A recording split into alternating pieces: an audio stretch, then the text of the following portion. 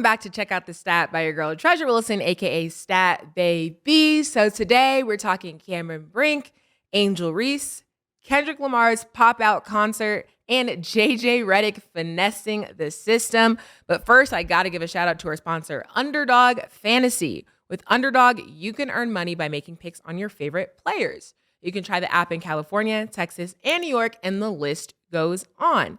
If you want to play along, go download Underdog Fantasy, use code STAT. They'll match your deposit up to $100, and you'll get a special pick.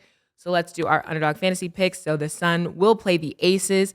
Underdog has Asia Wilson at 39.5 points, rebounds, and assists.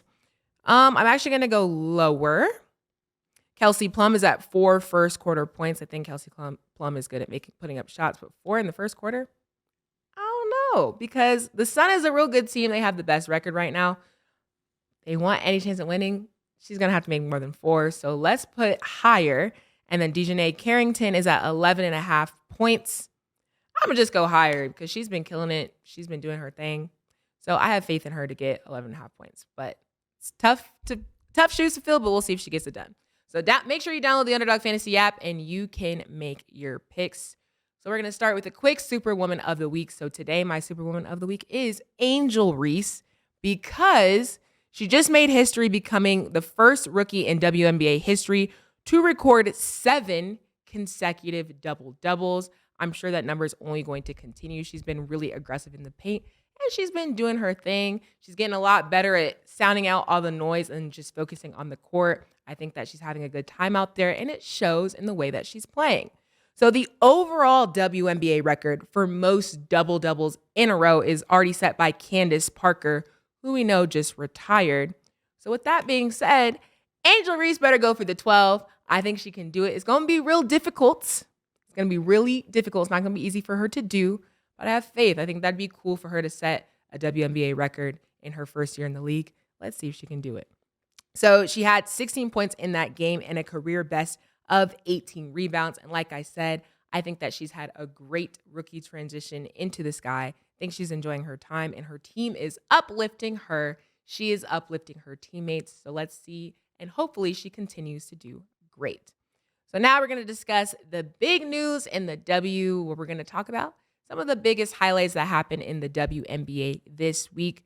So the first thing, real sad news, and I really hate this for her because she has been on a roll.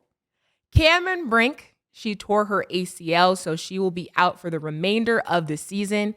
And this also means that she won't be able to participate in the Paris Olympics. She was on the 3x3 team. She will have to be replaced, and I hate that for her.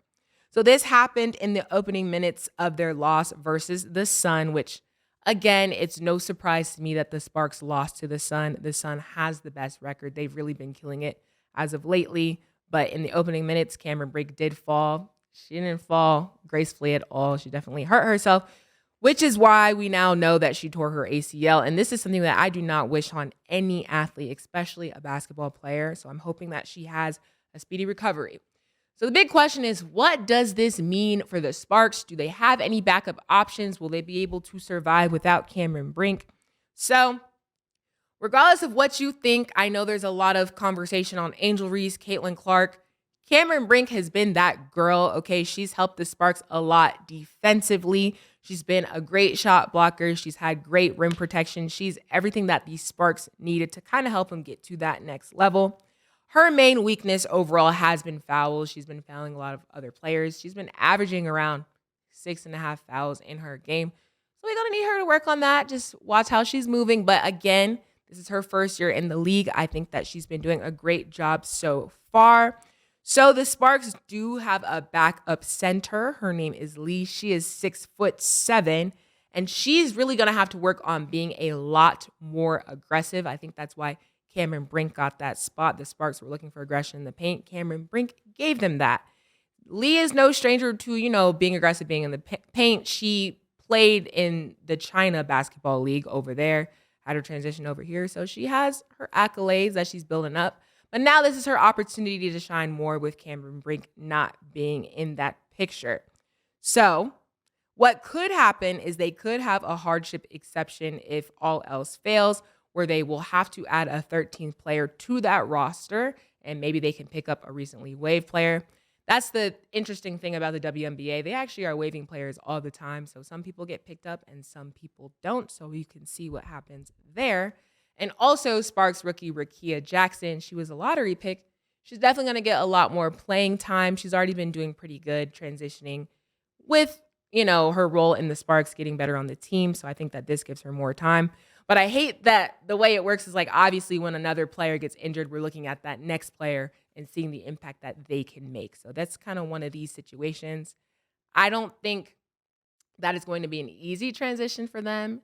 Do I think that they will be able to win a lot of games without Cameron Brink? No, but maybe Miss Lee in the paint will prove me wrong. So I'm hoping that she has a speedy recovery. There is still no indication of her return. As we know, we're hoping that she'll be able to return for the 2025 season. But again, no promises. So I'm hoping that she gets better quick. Second thing is the Aces became the first franchise in WNBA history to sell out all of their regular season home games, which is really, really dope. So congratulations to the Aces. They've already been doing their thing, just came off of a championship last year. Now they're selling out their home games. Again, a lot more people are transitioning into watching the WNBA. So I like that people are in these stands. I actually went to the Liberty versus Aces game last week.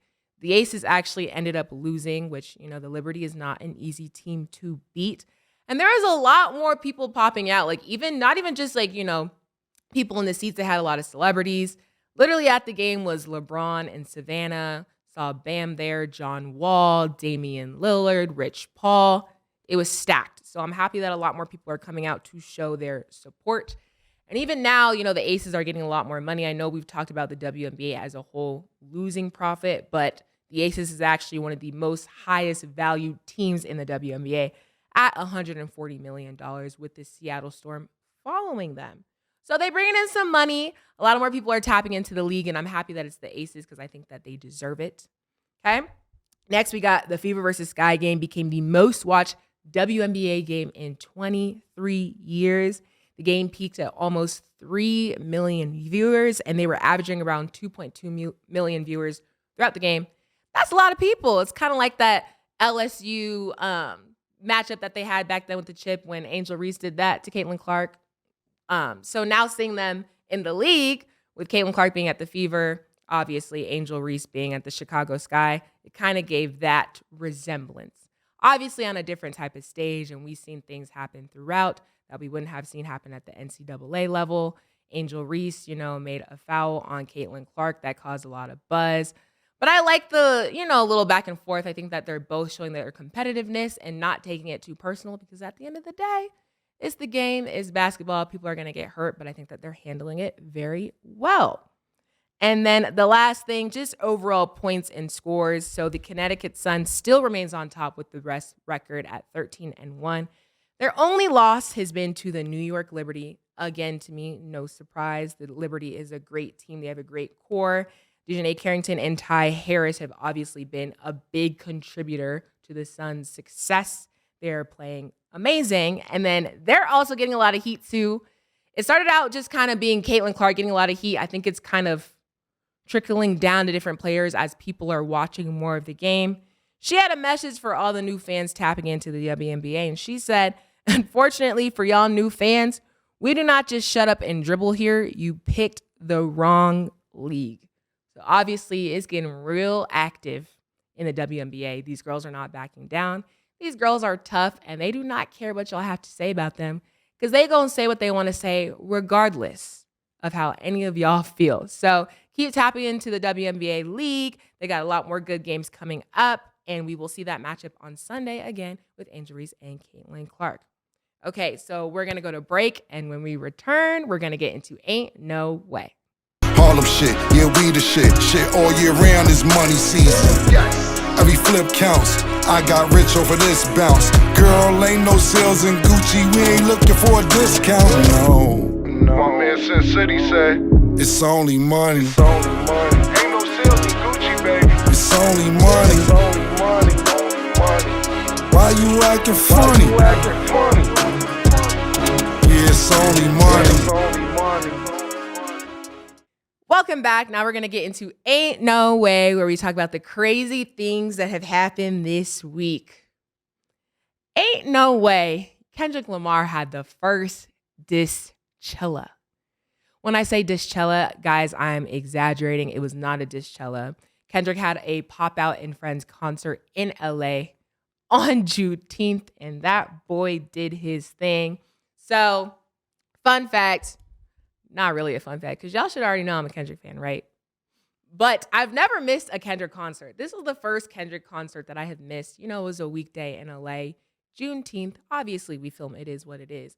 But if we weren't, I would have been there, ass in seat. I would have been there because that seemed like a crazy experience, something that I haven't seen before. And you guys can tell it was intentionally curated from beginning to end. So it's streamed live on Amazon Prime, which I think was a great idea from Amazon. Me personally, I've never really seen a live stream concert like that. Great connection, camera cuts, they had everybody up there. I ain't seen nothing like that before, so shout out to Amazon for putting that on for people who couldn't be there in person like me. Okay, so he started out by having a lot of different LA artists come out on a set. A lot of people didn't know some of the people. If you live in LA, if you were on the West Coast and East Coast definitely have very different music. I mean, obviously on the East, Florida, where we listen to a lot of Kodak, or at least I do because I'm younger. Up north, very different energy, different music. Then we got the West Coast. We got a lot of new up and coming artists. So they did their thing, did their little set, and people were tapped in, dancing. So boom. So the artists came up. They had Tommy the Clown, which is like a LA staple. He had younger kids growing up on crunk. So they were up there dancing, doing their thing. Then they had Steve Lacy. He's what I would describe as like an indie artist. I like a lot of his music. He's actually from Compton, which a lot of people didn't know. So he had his setup there. Then we go to Roddy Ricch. Ty Dolla $ign's also from Cali. Tyler, the Creator. I'm actually a huge Tyler, the Creator fan. He's a very big artist. If you're not tapped into him, make sure you tapped in. He is also from LA, had a really big set for him. DJ Mustard, YG, duh. Every time Kendrick Lamar performs, YG gonna be right there next to him. And then a surprise appearance from Dr. Dre. And we didn't even get into all the celebrities that were there watching. I mean, there is The Weeknd. Rick Ross pulled up. A lot of athletes. They had James Harden. There's literally memes of LeBron James bopping in the crowd to Not Like Us. There was Russell Westbrook, who we know is from LA. And DeMar DeRozan. And even Northwest, Kim Kardashian's daughter, was there. SZA came up in a disguise to support Kendrick and his music. There's a lot of people there, so don't be fooled and think that people weren't tapped in, because people were tapped in, and Kendrick put on a show. So boom, Kendrick comes out and he performs Euphoria, which was like the first diss track between him and Drake in the beef.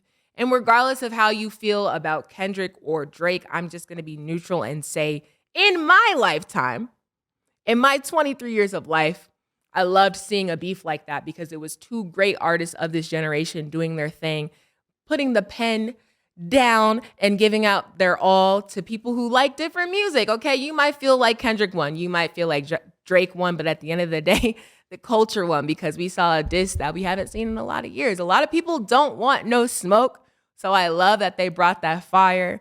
And I think that it was cool that Kendrick brought the concept to real life and did a performance in his town of LA. So that brought out everybody who's saying that, oh, more people in LA listen to Drake. Clearly, people gonna do what they want to do for Kendrick, and they popped out.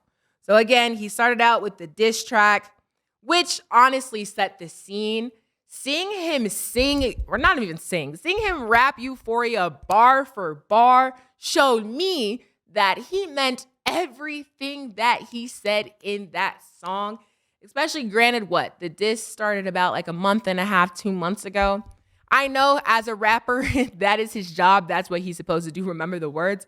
But he said a lot in Euphoria. He said a lot. So the fact that he was and had that cadence, and not even just having that cadence and kept it entertaining, Kendrick Lamar was up on that stage solo dolo by himself and kept the crowd engaged.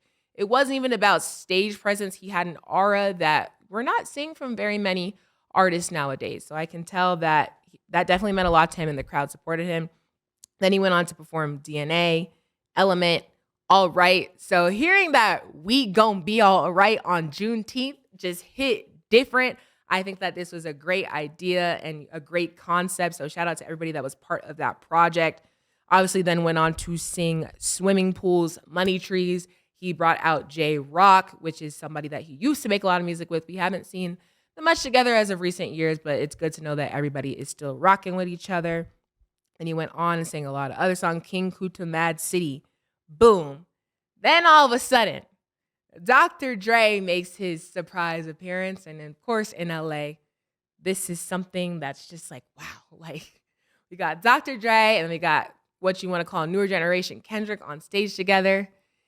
He brought the fire, had everybody lit, comes out on stage, and then he announces to the crowd that he saw dead people, which we know was the beginning of the track for Not Like Us. So I think that was the dopest transition I've seen to have Dr. Dre be the one to say that. It's very iconic, very LA. So they did what they needed to do. So whoever had the idea for them to do that, top tier, you get all the praise. Then Kendrick went on to perform Not Like Us, which we have not seen him perform in person or at all yet. Granted, the song just dropped. We knew it was the bop, and everybody said, all right, Kendrick won the beef. That feeling, that energy of him performing that in person, I can't even imagine what it felt like, because even just from the videos, the crowd went crazy. And not only did he perform it once, not only did he perform it twice, he performed it 5 times to set it off. And then after he performs, up comes Westbrook, doing their LA dances. There's DeMar DeRozan up there. There's YG up there. Everybody came up on the stage. The only person I felt like I didn't see come up on the stage was LeBron James himself. And Savannah probably says, you better shut your ass down because you not like them either. But of course, he was there to support. So honestly, it felt like that family cookout. Everybody was there. Everybody was having a good time. Things were jumping. It was a great way to set off Juneteenth. It was great to watch that concert live. It was one of those things that you felt like you didn't need to miss. And so, yeah. Let me know what you guys think about Kendrick's concert. I think it was dope. 10 out of 10. Again, like I said, regardless of how you feel about the beef, I think that was one for the culture. I know the energy was crazy, and obviously I wasn't there, so I brought a guest to explain her experience there. Now introducing my special guest, Storm, who is literally taking the culture by storm as a dancer, choreographer, and producer. Miss Storm, how are you doing today? I'm well. I'm good. That was a good introduction. I loved it. I get you right, because you definitely deserve it. You've been killing it, especially this week. This week was a monumental week. So I told my viewers in studio, I wasn't there to experience the Kendrick pop out, but not only did you experience the set, you were part of it. So there's a video of you going viral right now. You came out dancing to They Not Like Us. I just got to know, what was that feeling like when you first appeared on stage and you got to do your thing? I don't know. Honestly, I think at that moment, I told my manager, I was like, I think when I get to the side of the stage before we walk on, I'm probably going to I think it's going to hit. But I don't know what it was. I think maybe it's because I was such in a comfortable space and all my friends were there. A lot of my friends were performing. So I thought it was just felt like we were at prom. So it was exciting. I think I was more so happy.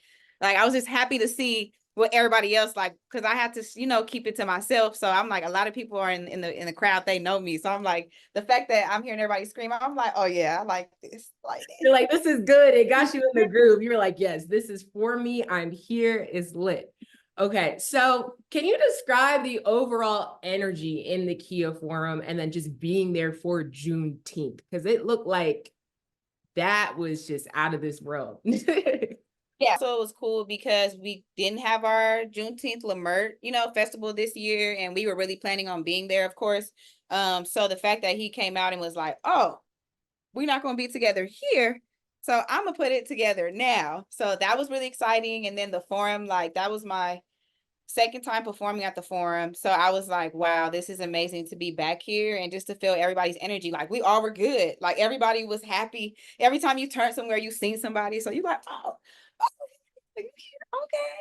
Or like they'll see me, they be like, what you doing here? Who you dancing with? I'm like, don't worry about it. Or like artists and things that I've always wanted to meet and just let them know, like, hey, I want to work with you. So it was just super dope that everybody was on the same type of vibration. And then we had like different hoods on the same stage. Like Right. that's a really big thing for us. So it was really cool. It's definitely monumental for sure. That's dope. So did you get a chance to watch any of the other performances, or were you kind of in the back like waiting? Oh, I was in the dressing room. I watched the whole thing, except Okay, the last two. I think it was the last two before we went on stage, but I watched all of my friends perform for sure. got it. So which artist kind of surprised you the most that came out? Did you have intel beforehand, or it was a surprise to you too? It was a surprise to me too. So I knew one group that was supposed to perform. So I was like, oh, that's cool. But then when I see my friend, I was like, what? So, we got Kaylin, we got 310 Baby, you know what I'm saying? The homies popped out. And then we had DJ Head, Gina Views was there, the Whoops was there. Everybody was there. We was having a really, really, really good time. So like I said, it felt like prom. So I was like, dang, how are we all in this place? I'm like, you're performing? What? Okay. Like it was cool to see. It definitely felt like a jamboree, like an LA jamboree for sure. That's dope. That's dope. Okay, so I know you had a vision board of people that you wanted to perform for, and I'm pretty sure you had Kendrick on there twice. So what impact has Kendrick Lamar had on you as an artist, a creative, a dancer, all the above? Well, I've always listened to Kendrick, so I think that was super cool. And just what he stands for, what he goes by, and how he's super loyal to the city, and he's never just like gonna leave us hanging. So that's kind of what I keep in my blood and what I do for the city. Like I'm not gonna leave anybody hanging. You're gonna come up with me if it makes sense. You know what I'm saying? We all working out here. Like at the end of the day, we all are all working. So the fact that we were all there that day booked, like as an artist, as a dancer, like he respects our hustle and everything that we're doing, even if we don't talk to him day-to-day basis, or even if he don't comment or like or anything, it's like he can see he's watching us clearly because we're there. So I think that's super dope. Yeah. See, that's crazy. That's also important because he does show you guys that love. Maybe not every day, but like when the big moments come, it's like you guys are there, which I think is super dope. So I know Yeah. you also choreographed Still Dre at the Super Bowl, and you did a dance visual for Snoop Dogg, and you've worked with a multitude of artists. So what's it been like working with these West Coast legends? That's probably like the best thing. Like I talked to Spliff Star yesterday, an OG rapper in New York, like Busta Rhymes, like he's on everything. So even that was crazy because I'm like, I don't think you guys understand. Like I used to watch and listen to Dog Pound in the East Siders, and I used to listen to Battle Cat, and I used to listen to Sugar Free, and I still do, but when I was young, I was listening to them so heavy. So it's the fact that now I'm like, I walk up to them or we'll link up or we'll see each other. They be like, oh girl, I already know what you be doing. Okay. And I'm like, oh, okay, well, let's make something shake because you see that everybody's not messing with me and stuff. So being in the room is definitely cool, but it's also still a job and I love what I do. So I'm never like shaky or like, I don't know, I'm not like super nervous or shaky. I get excited like the day before. I'm like, okay, this is what we got to do. But when it's time to work, it's time to work. So I think that's why a lot of artists respect me too, because they like, okay, Storm's here. We're going to have fun, but we're also going to make sure we get these done. So it's cool. Definitely being a woman in this industry, a lot of people, love to step over and make it seem like we don't know what we're doing. But I do know what I'm doing. My team knows what we know what we're doing, so it's a beautiful thing to see and be a part of. I can definitely relate to what you're saying. And that's actually how you know that you are working in your purpose and doing what you're meant to do because you're having fun with it, staying cool, calm, and collected, and you're inspiring people along the way. So I think that's super dope. And congratulations to you. So my last question. So basically, what is next on your list? Like, what is one of those really big goals that you want to accomplish? And then what advice do you have for aspiring artists that kind of want to take it to that next level? Number one, be consistent. I think being consistent is number one. That's what's definitely taken me so far. And just being strong, willing, and trusting God. And putting things like manifestation. I say that all the time. I'm like, you have to have a really good relationship with time and patience. Because right now I could be like, I want to work with Beyonce. You know what I'm saying? And cool. Then that means I need to stay consistent. I need to make sure when I'm ready, when that time comes, I have everything on my ducks in a row.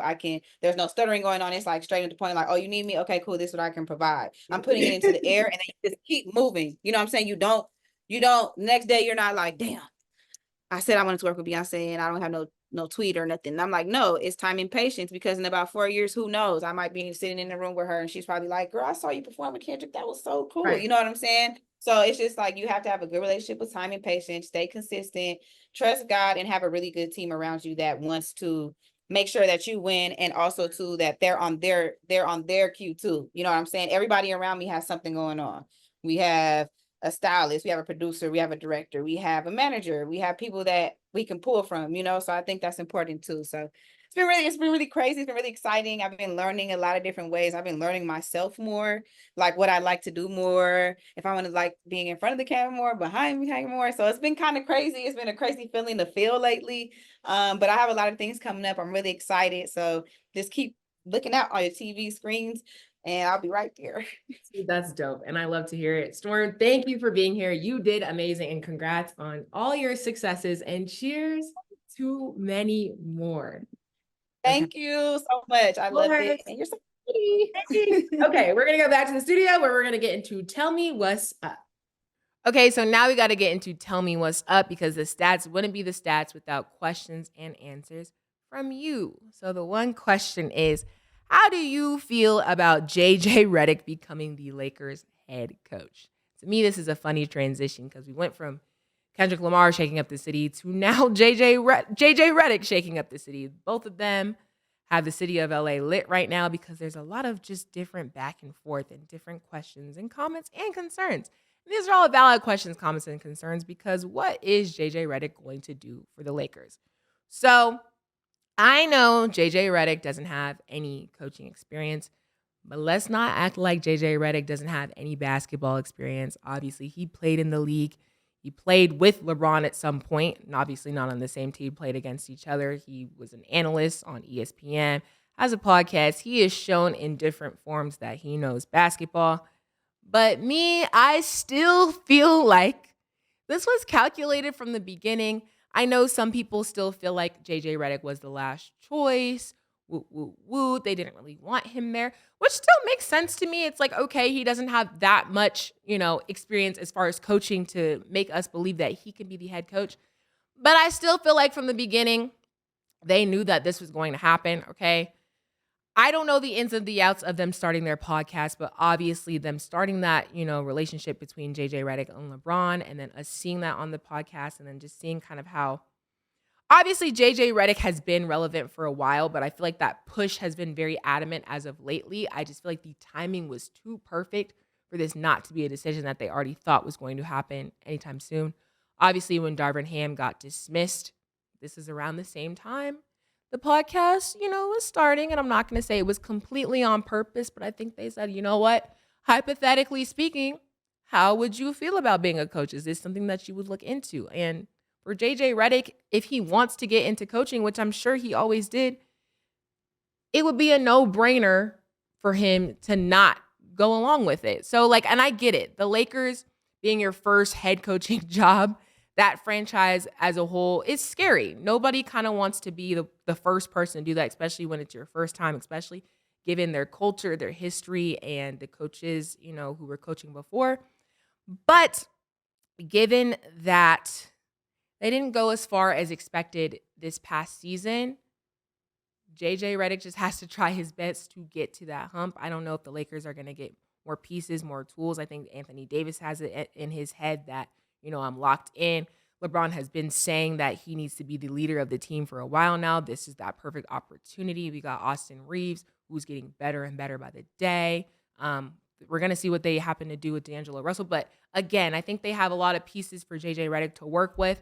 And people already knew that the Lakers weren't in the best situation. So he's it has a little middle ground. He has superstar players.